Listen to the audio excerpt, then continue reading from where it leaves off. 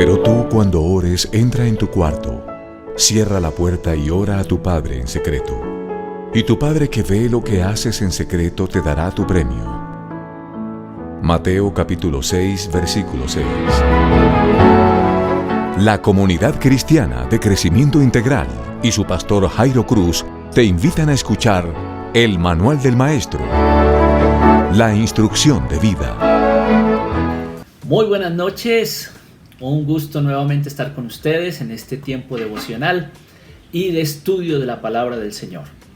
Qué alegría hemos podido en este tiempo de cuarentena, en este tiempo de pandemia, crecer un poco en el estudio de la palabra del Señor. Y eso es muy valioso, pero muy valioso. Les puedo decir que hemos aprovechado bien el tiempo conociendo un poco la palabra de Dios y los principios que en ella están siempre para guiar nuestra vida, para guiar nuestro caminar y para ayudarnos en todas las circunstancias de la vida. Bienvenidos todos a este tiempo de devocional, de estudio de la palabra y además de encuentro con el Señor para clamar por varias cosas. En el día de hoy el periódico El Tiempo sacó una noticia que me llamó la atención y es que Colombia ocupa el 9º puesto en América Latina con más niñas en unión marital. Imagínense eso. Niñas que no han logrado cumplir los 18 años y ya tienen una responsabilidad de casa o de hogar. De 107 millones de niñas que hay en América Latina, se estima que 60 millones estarán casadas antes de cumplir los 18 años. Eso es bastante alto el porcentaje. Estamos hablando de un porcentaje de más del 50%, muy fuerte. El matrimonio infantil en América Latina se puede comparar con el que sufre una parte o una región de África que la llaman el África subsahariana. Ahí se puede comparar lo que está pasando y la gravedad que tiene esta situación en América Latina. El primer país que tiene esta población infantil, estas niñas infantiles en responsabilidades de hogar antes de los 18 es República Dominicana con el 36%. El segundo lugar, Nicaragua con el 35% de sus niñas. El tercer lugar, Guatemala con el 30% y como ya lo dije, Colombia en el 9º lugar con un porcentaje bastante alto. Mire, niñas en Colombia entre 10 y 14 años viven algún tipo de unión libre. Niñas en Colombia, el 14% de estas niñas en Colombia son madres. Es una cifra terrible cuando ellas deberían estar jugando con muñecas. En Colombia hay 128.665 niñas y adolescentes entre 10 y 19 años siendo madres gestantes. Imagínense eso. 128.665 niñas y adolescentes que son madres. Y dicen los expertos que esta situación del COVID-19 es una situación tan grave para esto que se pueden aumentar estas cifras. Necesitamos orar para que en vez de entrar en esta etapa de la vida tan jóvenes donde deberían estar jugando y estudiando, la sociedad les dé mayores oportunidades y no las tengamos en esa situación tan complicada. Lo mismo, los datos del COVID-19 para el día de ayer fueron bastante altos. Tenemos más de 10.505.830 personas que han sido contagiadas.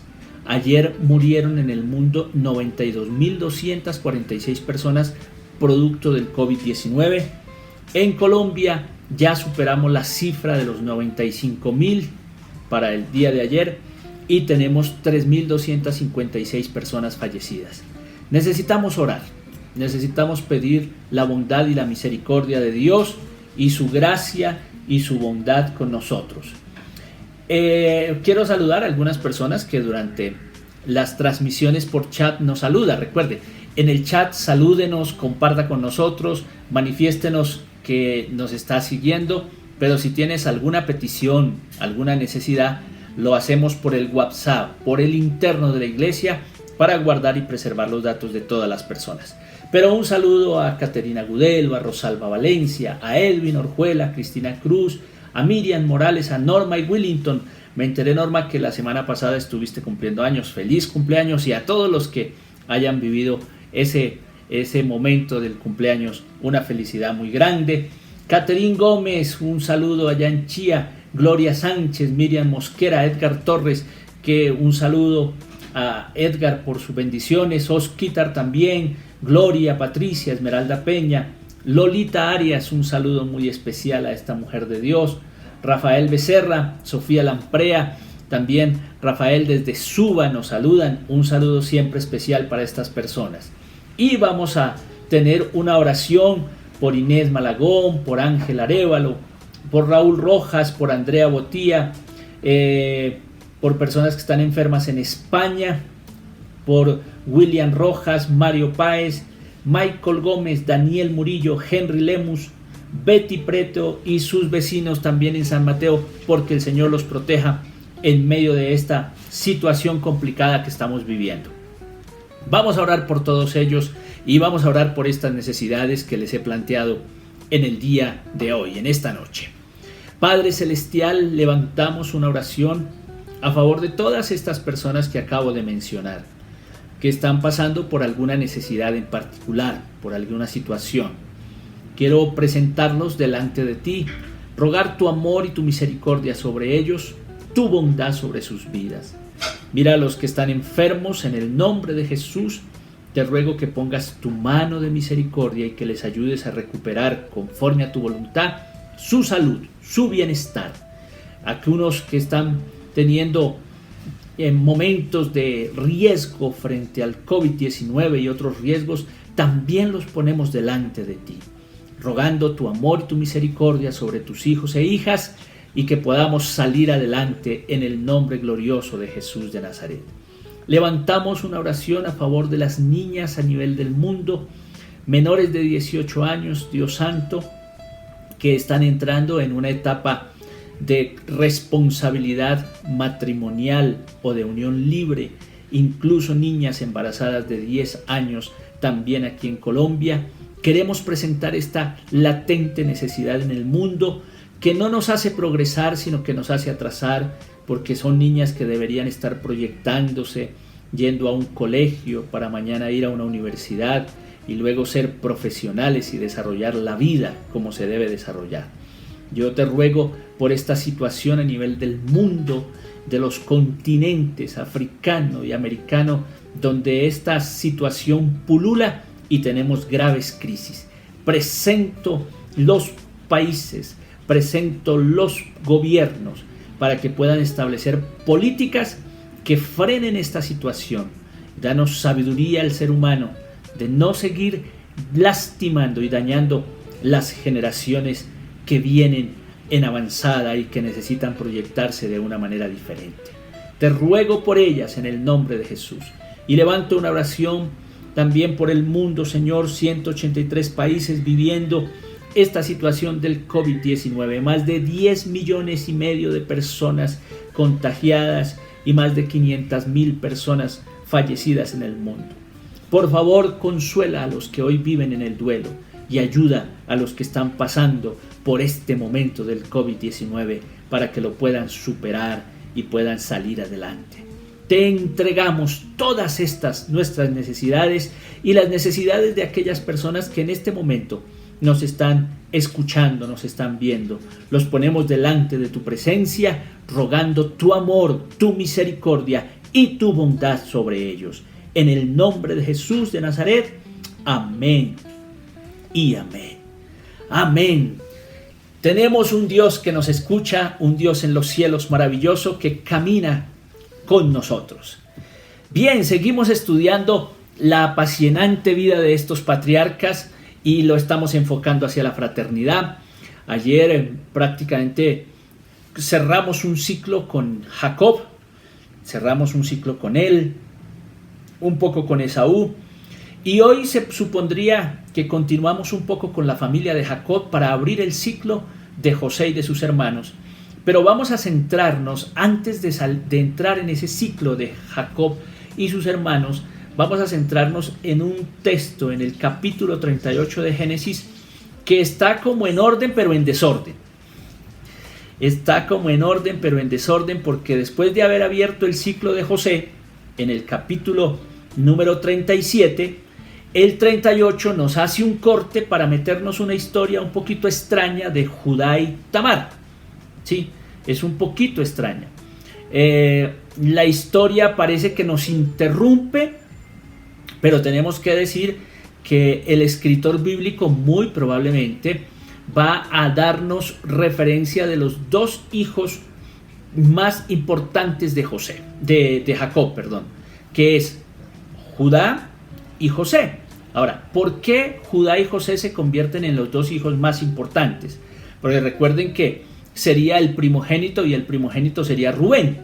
Rubén pierde esos privilegios porque deshonró a su padre.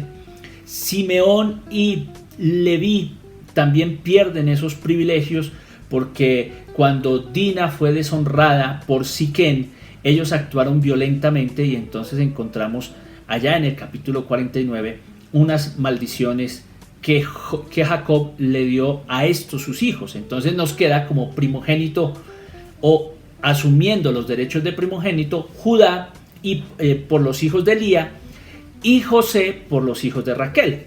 Veamos algunos pasajes que nos confirmen un poco esto que estamos diciendo.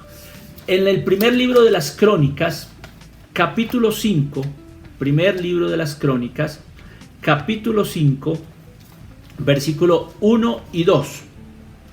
Vamos a leerlo allí. Primer libro de las Crónicas, capítulo 5, versículos 1 y 2 va a decir: los hijos de Rubén, el hijo mayor de Israel, fueron Hanod, Falú, Hezrón y Carmi. Rubén era realmente el hijo mayor, pero perdió sus derechos de hijo mayor por haber abusado de la mujer de su padre, y esos derechos pasaron a los hijos de José, otro hijo de Israel. Sin embargo, después Judá llegó a ser más poderoso que sus hermanos, y de él salió un jefe, pero los derechos de hijo mayor eran de José. Ahí estamos viendo. Y veamos un poco en Génesis 49, cuando Jacob está falleciendo, cuando Jacob está muriendo, lo que dijo con respecto a Judá y lo que dijo con respecto a José. Entonces Génesis capítulo 49 versículo 8 va a decir: Judá, tus hermanos te alabarán, tomarás por el cuello a tus enemigos y tus propios hermanos te harán reverencias. Tú, Judá, hijo mío, eres como un cachorro de león. Cuando deja de devorar a su víctima, se agacha, se echa en el suelo como si fuera un león grande. ¿Y quién se atreverá a molestarlo? Nadie le quitará el poder a Judá ni el cetro que tiene en las manos, hasta que venga el dueño del cetro, a quien los pueblos obedecerán. El que amarra su burrito a las viñas, el que lava toda su ropa con vino, con el jugo de las uvas. Sus ojos son más oscuros que el vino, sus dientes más blancos que la leche. Esas son las bendiciones de Jacob para Judá antes de morir. Miremos ahora las de José en ese mismo capítulo 49, versículo 22. Dice: José es como una planta junto al agua, que produce mucho fruto, y sus ramas trepan sobre el muro. Los arqueros lo odian, le tiran flechas y siempre lo están molestando. Pero José tiene brazos fuertes y mantiene firme su arco.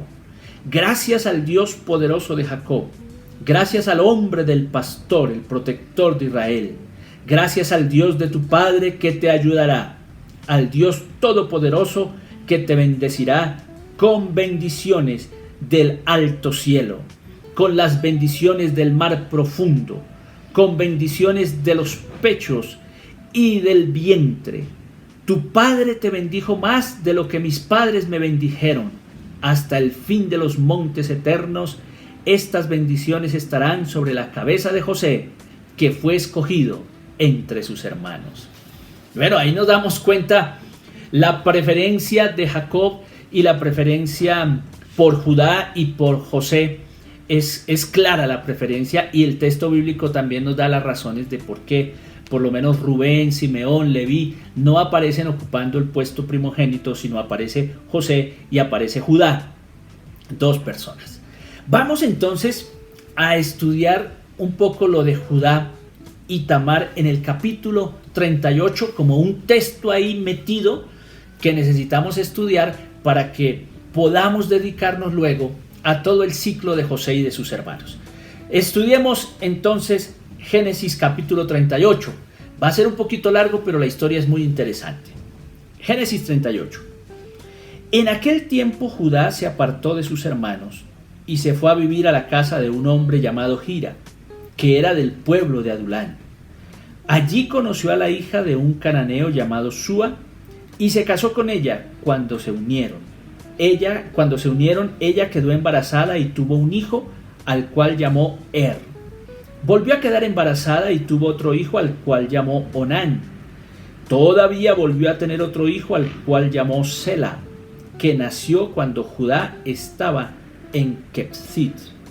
Judá casó a su hijo mayor, con una mujer llamada Tamar, pero al Señor no le agradaba la mala conducta de y le quitó la vida. Entonces Judá le dijo a Onán: únete a la viuda de tu hermano y cumple así con tu deber de cuñado, para que tu hermano pueda tener descendientes por medio de ti. Pero Onán sabía que los hijos que nacieran no serían considerados suyos. Por eso, cada vez que se unía con la viuda de su hermano, procuraba que ella no quedara embarazada, para que su hermano no tuviera descendientes por medio de él. El Señor se disgustó mucho por lo que Onán hacía, y también a él le quitó la vida. Entonces Judá le dijo a su nuera Tamar: quédate viuda en la casa de tu padre hasta que mi hijo Selá sea mayor de edad. En realidad, Judá pensaba que también Selá podría morir como sus hermanos. Así Tamar se fue a vivir a la casa de su padre. Pasó el tiempo y murió la esposa de Judá, la hija de Súa.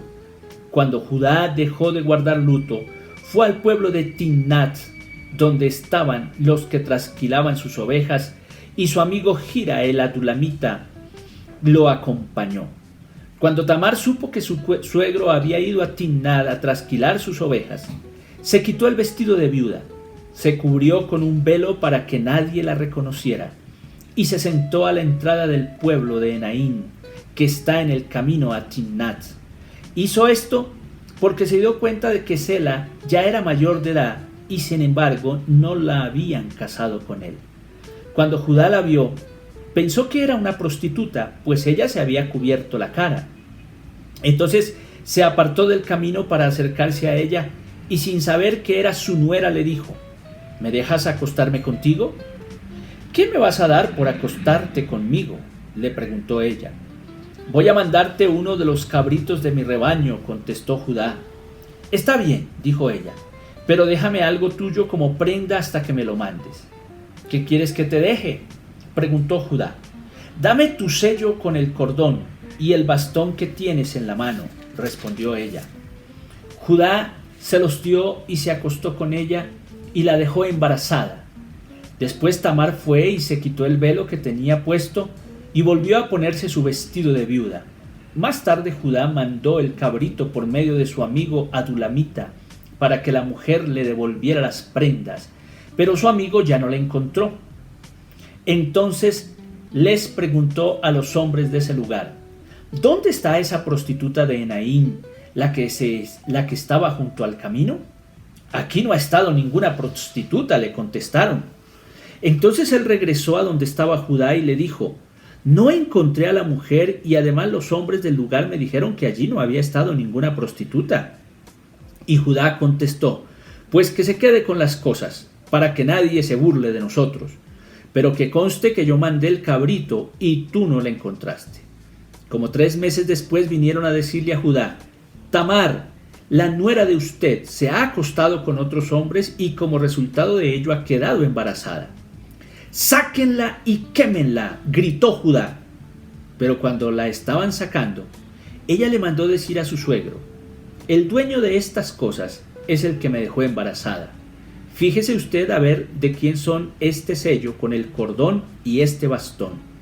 Cuando Judá reconoció las cosas, dijo: ella ha hecho bien y yo mal, porque no la casé con mi hijo Selá. y nunca más volvió a acostarse con ella. El día que Tamar dio a luz, tuvo mellizos. Al momento de nacer, uno de ellos sacó la mano. Entonces la partera le ató un hilo rojo en la mano y dijo: «Este salió primero». Pero en ese momento el niño metió la mano y fue su hermano el que nació primero. Por eso la partera lo llamó Fares, pues dijo: «¿Cómo te abriste paso?». Luego nació el otro niño, el que tenía el hilo rojo en la mano, y lo llamó Serah. Bueno, un poco larga la historia, pero muy interesante, un poco grande. Antes de adentrarnos en ella, necesitamos conocer algo que se llamaba para esa época la ley del levirato. La ley del levirato. Y eso nos lo va a aclarar un poco el texto en Deuteronomio. Hoy estamos leyendo por todo lado la Biblia del Antiguo Testamento.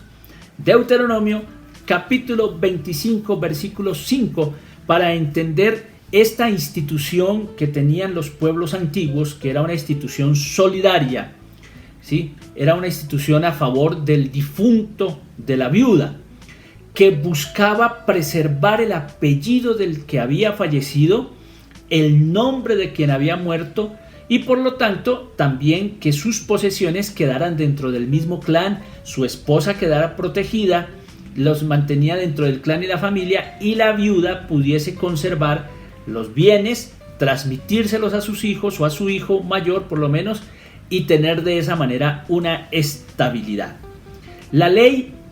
Esta ley del levirato se podía comparar un poco con la adopción de infantes en el día de hoy, en la que se le asegura a ese niño huérfano un padre y una familia. Entonces, ¿en qué consistía la ley del levirato? Que si un hermano moría antes de dejar descendencia, su hermano, el que siguiese, el hermano mayor, ¿sí?, debía casarse con la viuda, y el primer hijo que tuvieran entre juntos llevaría los apellidos de aquel que había fallecido, llevaría el nombre de aquel que había fallecido y todos los derechos de este que ya no estaba, para preservar su nombre, para preservar su herencia en el pueblo, para que estuviese allí, no se desapareciese del mapa, por decirlo de alguna manera. Y esa era una ley que ellos debían tener como una ley de solidaridad con el que murió y también con la viuda. Valdría la pena que pudiéramos pensar en esta noche cómo podemos aplicar una ley de esas que lógicamente ya no se puede literalizar como en estos textos, pero cómo podríamos como familia arropar a alguna viuda para que pudiese seguir adelante y tampoco que el nombre de aquel que falleció se perdiese en la distancia. Ahora sí vamos a leer en Deuteronomio 25:5 que está lo que significaba esta ley. Dice así: si dos hermanos comparten el mismo techo y uno de ellos muere sin dejar hijo, la viuda no podrá casarse con ningún hombre de otra familia. El hermano de su marido deberá tomarla por esposa y así cumplir con ella su deber de cuñado. El primer hijo que ella dé a luz llevará el nombre del hermano muerto, con el fin de que su nombre no desaparezca de Israel. Pero si el hombre no quiere casarse con su cuñada, ella se presentará ante el tribunal y dirá a los ancianos: mi cuñado no quiere que el nombre de su hermano se mantenga vivo en Israel, no quiere cumplir conmigo su deber de cuñado.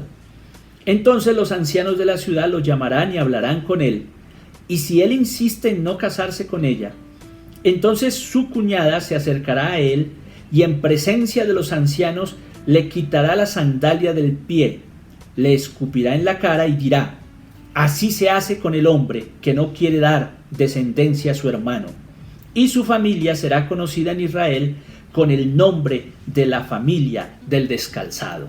Mire cómo era esa ley, ¿no? Muy interesante. Por eso, entendiendo este capítulo 38 de Génesis que estamos estudiando hoy y entendiendo la ley del liberato, también vamos a entender un maravilloso libro, una historia hermosa que es la historia de Ruth. Más adelante, Ruth y Boz, entendiendo esto. Era la ley del levirato. Pues bien, ya con estos insumos tenemos que decir que era una ley muy solidaria, muy importante para el pueblo y muy importante para aquel que fallecía, lógicamente, porque su memoria perduraba, sus bienes se mantenían y la viuda volvía a encontrar estabilidad. La historia que acabamos de leer nos dice que Judá se fue a vivir aparte de sus hermanos y del clan de Jacob, y allí se casó con una cananea. Recuerden que no era muy bien visto que los hijos de Isaac, de Abraham y de Jacob se terminaran casando con una persona de afuera, pero aquí la palabra empieza a romper esas estructuras y nos empieza a mostrar gente de otros pueblos formando parte del linaje, y vamos a ver hasta dónde llegó Tamar con ese linaje, con esa situación. Pues bien, se casó con Tamar, y desafortunadamente hacía lo malo delante de Dios. La palabra no nos dice qué era lo que hacía. Lo que sí nos dice es que Dios le quitó la vida por lo que hacía. Entonces, en la ley del levirato, como no dejó descendencia, le correspondía a su hermano, a su segundo hermano, Onán, traer descendencia. Onán recibió a Tamar de una manera como si fuera su esposa, pero hacía algo que a Dios le desagradó, y es que a la hora de estar en la intimidad, él tomaba su semen y lo regaba en la tierra. Va a decir una Biblia como la Reina Valera, que es literal. Dios habla hoy es equivalente, entonces simplemente nos dice en la Dios habla hoy que él hacía algo que desagradó a Dios, pero era lo que hacía.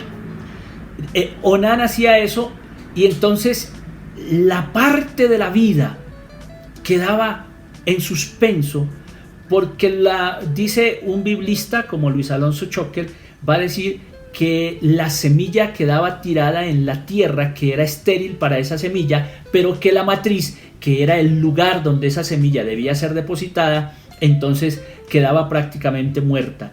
Lo que hace Onán es atentar contra la vida. Y no solamente está atentando contra la vida, sino contra la memoria de sus hermanos. Por decirlo, no está siendo solidario con los de su propia familia, y eso va a producir en Dios un enojo terrible, que Onán también va a morir. Entonces ya llevamos dos de la misma familia.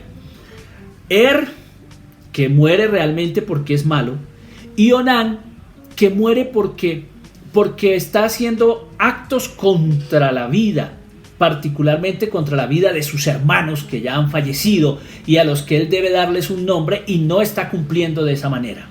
Entonces sí está con Tamar como mujer, pero a la hora de dejar familia para sus hermanos, entonces se hace loco, y eso desagrada a Dios terriblemente.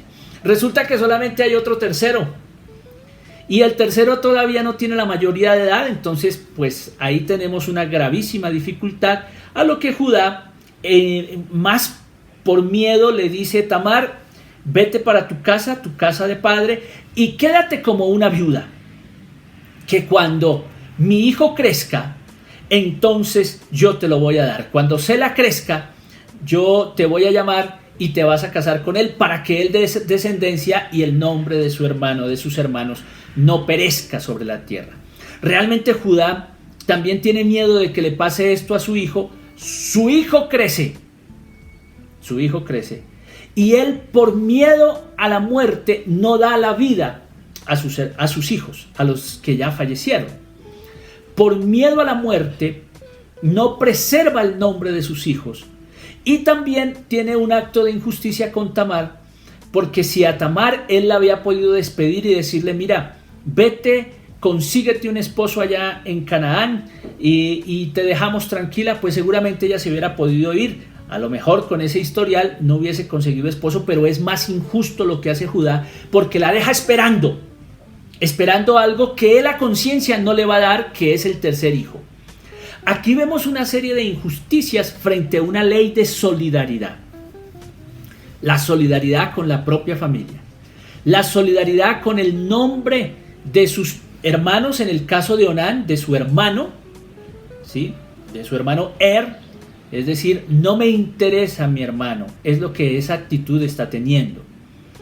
Y luego Judá, que dice, por temor a Sela, prefiero que viva Sela y que desaparezca la memoria de mis otros hijos, porque aquí puede pasar algo igualmente grave. Allí entonces vemos cómo la solidaridad está puesta en peligro en una ley de esa época. Ya no es nuestra ley, pero sí el principio nos quedó. ¿Cuál es el principio de solidaridad que podemos nosotros traer de esa historia? Sería bueno que algunos nos pudieran escribir al WhatsApp y me dijeran qué principio de solidaridad podemos aplicar, porque pues la ley del levirato evidentemente hoy no la cumplimos ni la vamos a cumplir, pero si el principio que daba origen a esa ley está vigente, ¿cuál sería el principio que podríamos analizar? Y que mañana, cuando sigamos analizando esta apasionante historia de Judá y Tamar, podemos revisar algunos de los principios que ustedes nos escriban y que pueden ser muy interesantes para aprender a aplicar algo que hoy en la literalidad no podríamos aplicar, pero el principio sí. Vamos a orar para finalizar este hermoso estudio. Señor, te damos gracias por este estudio de la vida de Judá. Nos pone en un asombro la historia y la ley, pero queremos rescatar de ella el principio que está detrás, porque ese sí lo podemos aplicar durante toda la vida, en todas las culturas y en todos los tiempos.